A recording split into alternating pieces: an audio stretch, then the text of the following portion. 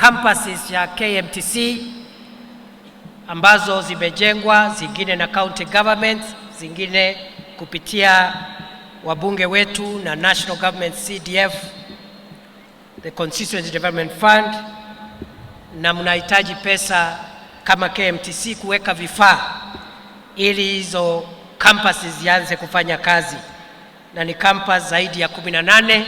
Vile vile nataka niwaambie ya kwamba serikali itatoa pesa ya kuhakikisha kwamba all the 18 campuses are made operational in the next financial year, so that we can have quality service and quality training for our people.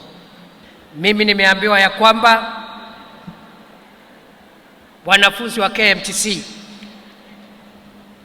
hawapati msaada wa HELB. Ni kweli si kweli? Ni kweli si kweli? Mimi nimesikia hivyo, PS amenijulisha, na mimi nataka niwatangazie ya kwamba serikali imesikia hilo ombi, na mimi naenda sasa kukusanya wale ambao wanahusika, waziri wa hazina ya taifa, waziri wa afya, waziri wa elimu.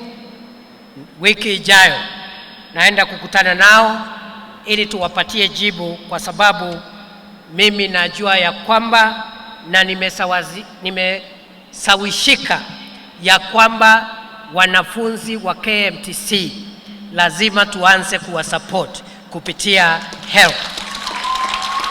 Wale wakufunzi ama waadhiri hawatoshi, na nimeambiwa ya kwamba mnahitaji waadhiri zaidi kama 1000 kwa sasa tukiendelea mbele. Vile vile nataka niwahakikishie ya kwamba mwaka huu tutaongeza waadhiri wa KMTC, na wizara itapewa mwelekeo ndio tuanze kuwatafuta na kuajiri waadhiri zaidi, ili vyuo vyetu vya KMTC viwe na mafunzo bora ya hali ya juu. We have been particularly focused on the transformation of Kenya's health sector.